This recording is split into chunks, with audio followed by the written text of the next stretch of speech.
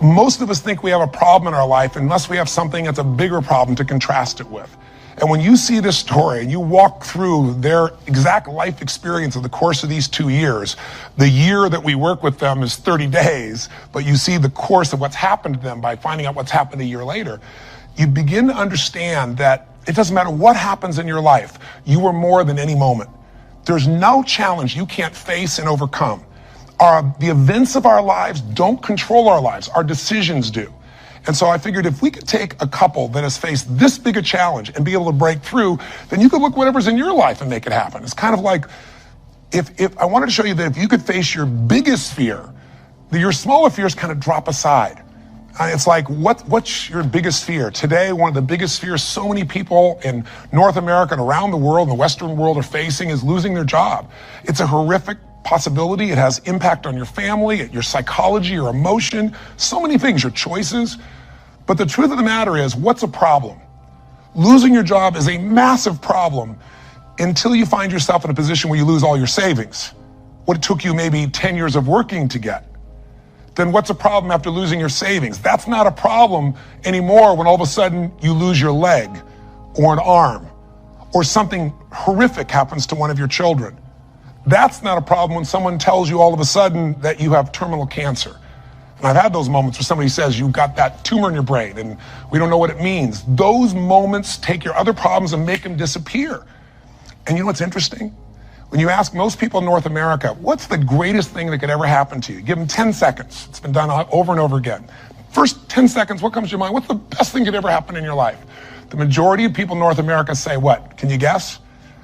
Winning the lottery. And many of them say winning a $100 million lottery, $200 million lottery. That's what's going to make their quality of life extraordinary. But when you do the studies, and there have been many done over the last 15 or 20 years on people that win these giant lotteries, what are their lives like 2 years later, 3 years later, 5 years later? Is the quality of their life extraordinary? Rarely, if ever. Because what's happened is they haven't grown. Life gives us these events, these quote horrific events, because there's an area of our life that has to grow. If you were to ask me, Tony, out of all the millions of people you've worked with, if someone really wants to feel alive, they want joy, they want happiness, they don't just want money or things or just even respect. They want to feel a sense that life is meaningful and alive. What does it take? I tell you one word: progress. When you're making progress in your life, it doesn't matter where it is, you're going to feel more alive. If you're overweight, but you get yourself today and you say, you know what, I'm stepping into gear. I'm just putting these darn shoes on. I'm not waiting for the perfect, person to come by and coach me. I'll get that too. But right now I'm just going for a walk, or I'm going to go for a jog, or I'm going to go lift some weights. I'm going to do something right now. And you get yourself into gear and you do that for a few days in a row. Even if you haven't lost the 10, 20, or 30 pounds yet, you're going to start feeling better immediately because you have the power of momentum and you're making progress. Progress equals growth. Growth equals feeling alive. We grow or we die. So what's the worst thing that could ever happen in your life? Same survey, asked the people in North America, 10 seconds to come up with the answer. Number one answer, to become a quadriplegic. That's why I made the show. Because the idea that I could be in a position where I'd be alive, but I couldn't physically feed myself, take care of myself, that I'd be completely immobilized, for most people, that's the scariest thought of all. To them, that's the worst possible fear. So by going through this journey with Frank and Kristen, and experiencing their emotions and seeing and feeling that in 30 days they could go from trapped in their home where there is no possibility of a future, no idea of intimacy, no idea of children, to world travelers who are doing things they weren't doing before when he was, quote, supposedly able-bodied, happier and stronger and closer in their love than ever before. And you know it's real, and you see the results a year later as we do the follow-ups, and you haven't seen the follow-ups, be sure to see that and hear about the story of what's happened with them. When you get that experience, it affects you, because it isn't somebody verbally telling you a story. It's something you kind of went through. So the idea here is, I'm sure you have some other fears outside the one we just came up with. Whatever you're afraid of, the job, the loss of relationship, trust me, it's small. If you'll face a bigger fear, that little fear will start to be handled pretty easily. That's why when all of us go through in our lives extreme stress, we're all going to go through it. You're going to have a home burn down, or something's going to happen to somebody you love, or someone's going to pass before you're prepared for it, which is almost always. Or you're going to find yourself in a financial situation that feels like you can't turn it around. Or you might feel like personal character assassination, or maybe you get mugged, or maybe you get a terminal disease. We all will face multiple times in our life extreme stress. The difference in people's lives is not what we face, it's what we do with what we face. You can take yourself from a place where in the face of absolute total tragedy, you triumph. But it requires making some new decisions, taking some new actions, and mastering a part of yourself that can unleash all of your power and ability as a human being. That human spirit, as corny as it sounds, can be channeled in a very specific way.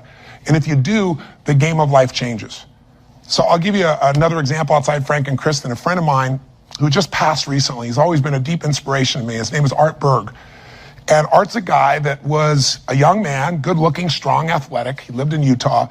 And he fell in love with his absolute sweetheart. She was, the most popular girl, the most attractive girl. She met all the criteria of a college boy. And his buddy and he are driving across the state to go to where he's going to get married. And he falls asleep in the back seat while his best friend is driving. And his best friend falls asleep in the middle of the night as they're driving. My friend Art Berg woke up rather intensely on the desert floor with the car upside down, his legs trapped beneath it, and unable to feel anything. He became a quadriplegic in an instant. His friend actually was beat up, but actually survived. Now, what do you do in a situation like that? Well, the first thing most people do is they want to curse God or they want to curse their friend. It's not their fault. Most of what happens in our lives is not our fault, but what we do with it is going to determine the quality of our lives. Sometimes it is our fault, let's be honest. But lots of times, events happen. Stuff happens, or whatever word you want to replace stuff with. You know what I'm talking about. But what's different about this man is he made a different set of decisions. On that day, he said to himself, you know what? I got two choices. I can live here in the dirt and live and suffer the rest of my life in what I've lost, or I can figure out how to maximize what I have. He developed this mindset. His mindset was, before the accident, there were about probably 10,000 things I could do. After the accident, he said I could probably do 9,000 things. Before the accident, I was probably not even doing 500 of those things. I'm going to do more while I am now. And he did. He became an entrepreneur, started his own bookstore, and became very successful. He married the same childhood sweetheart because this man was so inspirational to be around. It didn't matter what he was in a chair. She loved him. He had 2 children, one of the greatest gifts of life. And he did all kinds of crazy things. He'd scuba dive. His friends would put him in a suit and tie a set of weights to him. He'd drop to the bottom. They'd drag him along the bottom. That was his idea of scuba diving. He was an incredible human being, and he lived an incredibly full life filled with joy. The worst thing ever happened to you, be a quadriplegic. The best thing, win a lottery and feel like everybody wants something from you and you didn't earn it, and there's no sense of joy and everything's about trying to hang on to what you got. What is the best thing that could happen to you? What is the worst? The worst is not to take control of the force that controls your life. And that force is human emotion. I want you to think about this and answer a question for me if you would. What really changed Frank and Kristen's quality of life? What changed them? You can see the change. You can see it even more a year later, that it's continued to happen. What made the change possible? Did you get it? Did you see it? The answer is simple. We changed the emotional pattern that was controlling their life. And you and I have emotional patterns that are controlling us right now. Whether we're aware of it consciously or not doesn't matter. It's the force that is shaping you. It's shaping your relationship. It's shaping your finances. It's shaping your career. It's shaping the amount of joy or unhappiness or suffering or excitement you have right now in this moment. But it's an invisible force most of us never take a look at. You might want to take a look at it right now through the eyes of what we did with Frank and Kristen. Now, what was the emotional pattern that was dominating them at the beginning of the show? You could feel it, couldn't you? And there was this feeling of death, that there was no future. Probably the most common belief system in people in North America and now in Europe. 60% of Americans now believe that the future is going to be worse than the past for themselves and for their kids. 70% of Germans and Europeans, I think it's 80% according to the Pew study recently in France. Around the world, we're starting to believe that circumstances control who we are. Don't get me wrong, circumstances play a huge impact. Events play a huge impact on your life, but they're not the ultimate determining factor. The force of human spirit or emotion is it. With the right emotion, you can unleash things you could never dream of. And I know you know this is true. So take a look, let's analyze. Where do these two live after the accident? Well, where would you live if you were Kristen? You've lost your future, supposedly. There's no intimacy. There's no chance of children. You've become the full-time nurse to your husband who you love, but now you're changing his catheter every few hours. You're afraid to leave the house because you're afraid, what if he falls over? He may stop breathing.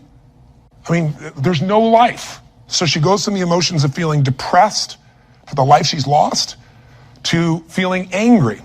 I call it a crazy 8. We get tired of feeling sad, and then we'll get angry for a while, and then we beat ourselves up for being angry at ourselves or God or our partner, and then we get all depressed again. It's a common pattern. You don't have to have something like their event happen in your life to get stuck in a crazy 8. But interestingly enough, she's living in that place, and now what's Frank doing? Frank wants to help his wife, but he's got a limitation we got to break through. He's got a belief. All breakthroughs start with a change in your beliefs. Because once you believe how something is, that means you're certain that's how it is. If you're certain it can't change, you're right, it can't. I can't convince you. No one else can convince you. And Frank's thinking, I'm helpless and I've harmed my wife. And he's living with the emotions of guilt and sadness and depression. And when he's tired of that, he gets completely overwhelmed because he says, if I just would have not jumped in, or if I would have jumped in a different spot, or a million other things that they were different, then I wouldn't have destroyed my wife's life. Instead of saying, my wife needs me right now, and I don't give a damn if I'm trapped physically in this chair, my soul, my spirit's going to reach her. That's my assignment, to get him to remember that power. To not only get him to remember it, but to get him to use it and shift his wife. And that's what we did through this process. How?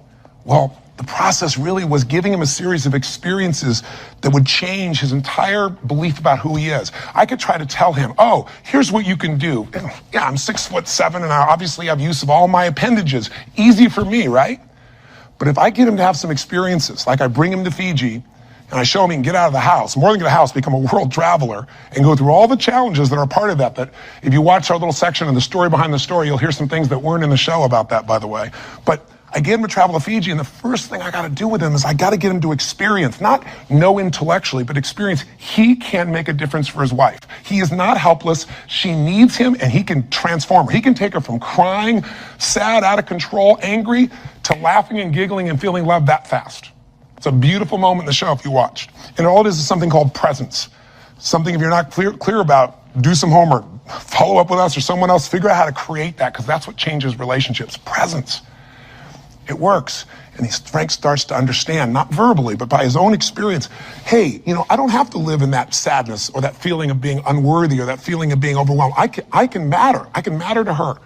I don't have to be the person she just takes care of. It was a huge shift in the experience. And I'm giving you Frank's example because it relates to yours. Maybe you have different emotions, but don't we all get to points where we feel like we don't matter or we can't change something? We're stuck, and it's our belief. Great way to break that belief, get yourself another experience. That's what I do with people in seminars. That's what I do in any coaching process. Change it. What do we do after that? We take him through the experience of facing his fears, and we get him to do the skydive together with his lady. And he feels total freedom for the first time since the accident.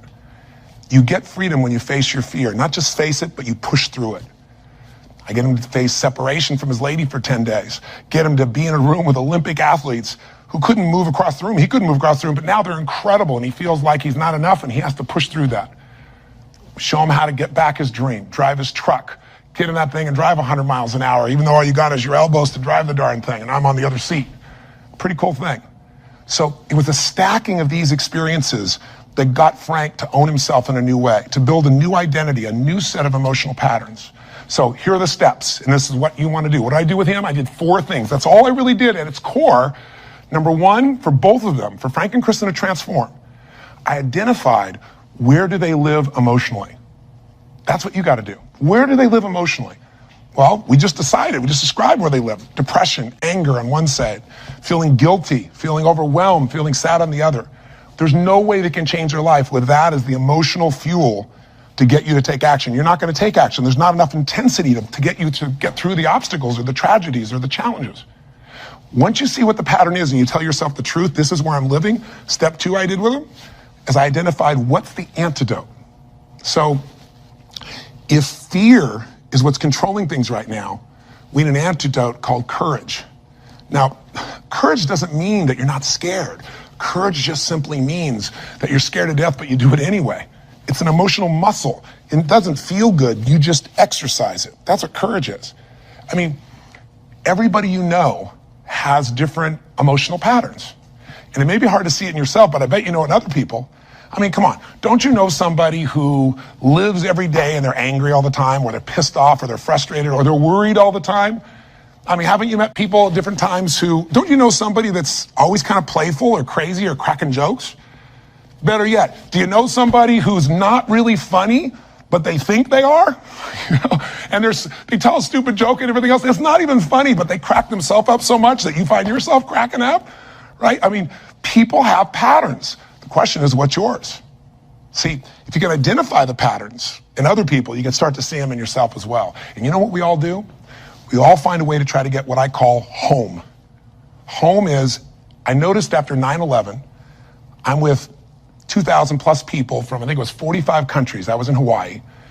The accidents happened, the tragedy happened, the attacks happened, and we got the information at 3 o'clock in the morning in Hawaii, and we had 100 plus people, 200 people that were from New York, many of which worked and had offices and friends in the towers, and all their friends died or their whole company disappeared.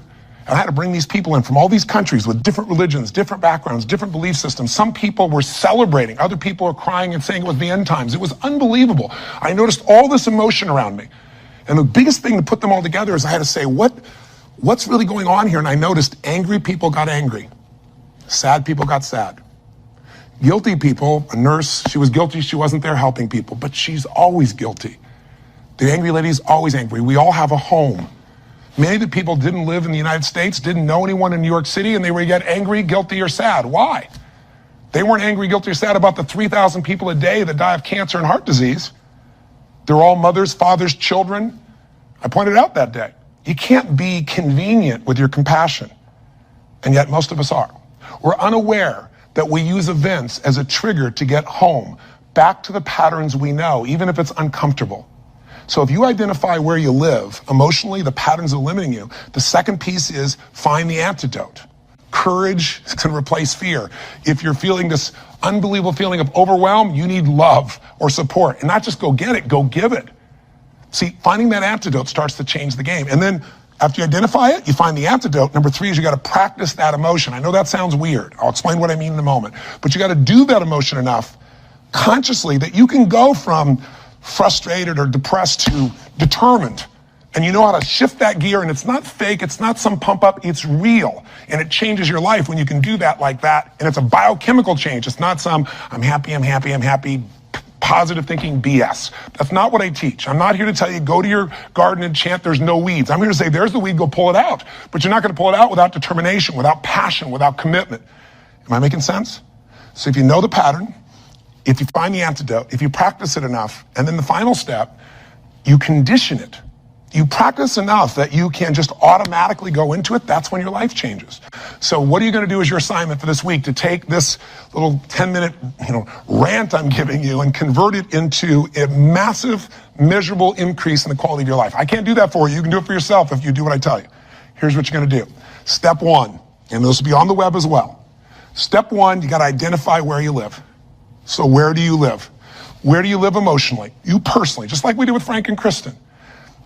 There are thousands of emotions. There's 4,000 words in the English language, I should say, for different individual emotions. I did the research on it years ago.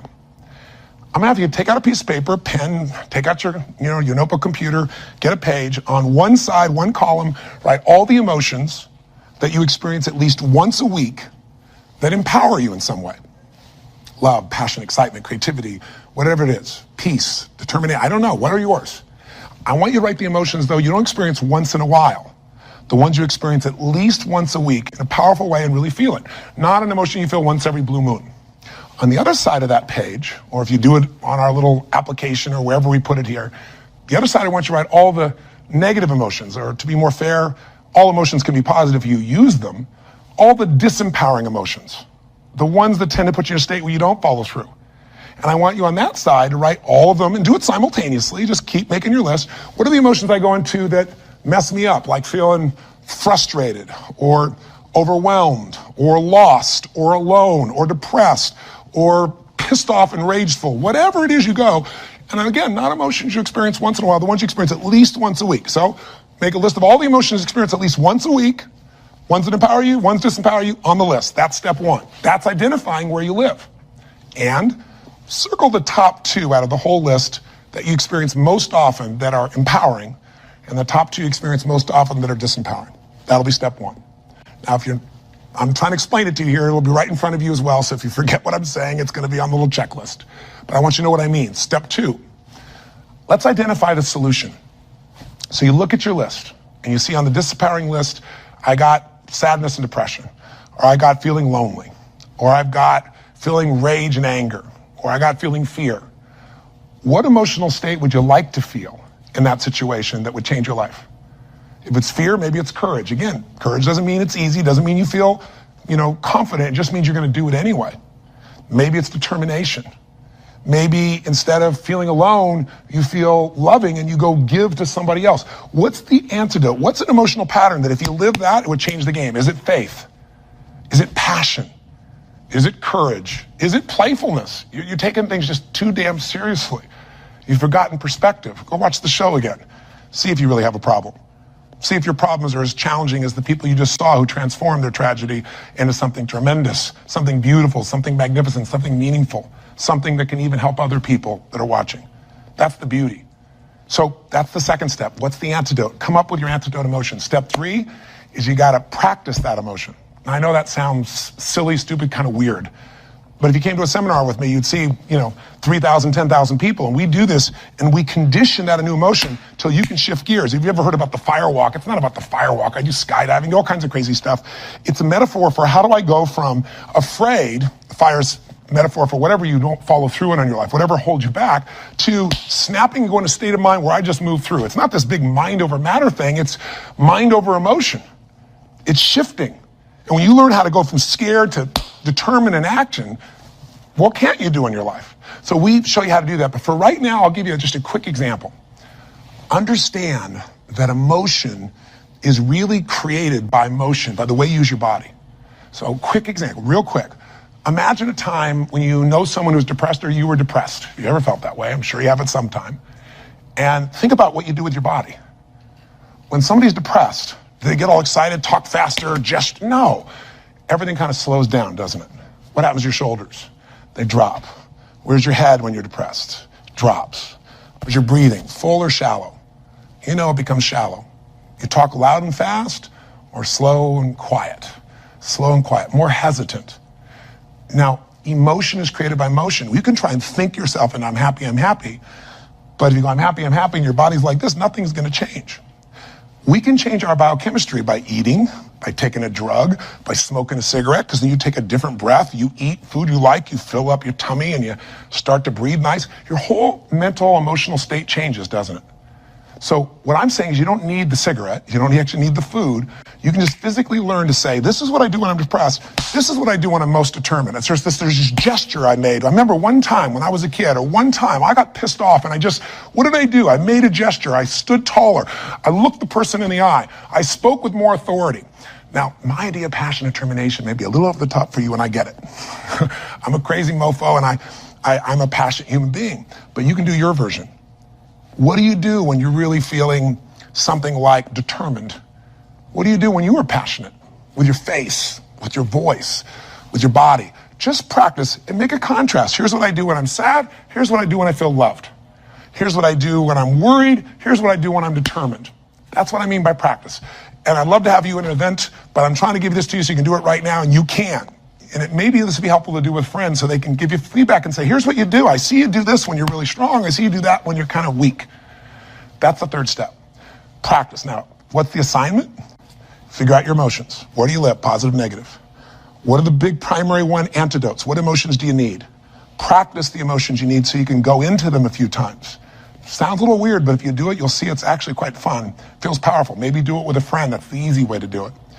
And condition it. And that means take the next 3 days, do this 3 times. Figure out the difference and shift from not sure, worried to determined. From overwhelmed, I don't know what to do, to focused. And you just deliberately, physically make the change from one to the other. 3 times for 3 days. If you're bold, do it for 7. But if you do this 3 or 4 times a day for 3 to 7 days, you'll start to get a pattern in your body.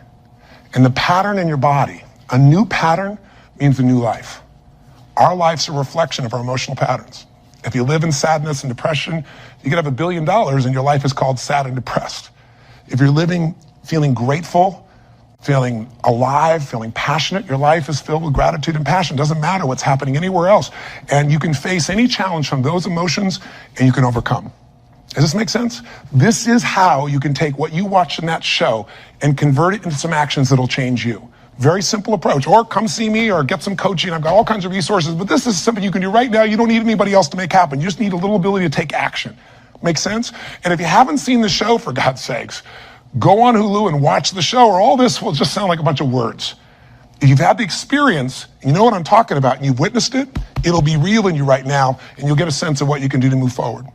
And if you can't find it on Hulu, once again, send us a little email and we'll make sure we find a way for you to be able to observe or experience the show directly.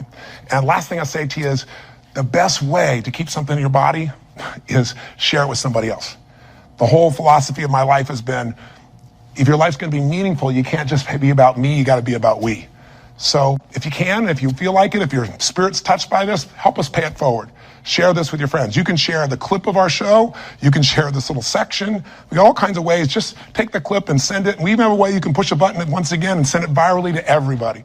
Everybody who's on your email list, we'd love it if that works for you. If you don't, we're totally respectful of that. But in the end, I can promise you one thing. If you will do this, if you'll discover your current emotional pattern and you'll change it through a little bit of practice over and over again, you will change the quality of your life no matter what you're facing. Make sense? Thanks for taking the time. I hope this was close to 10 minutes. I went a little crazy, but it's really just designed to try to really serve you. So till I see you again, hopefully next week, live strong and live with passion. God bless.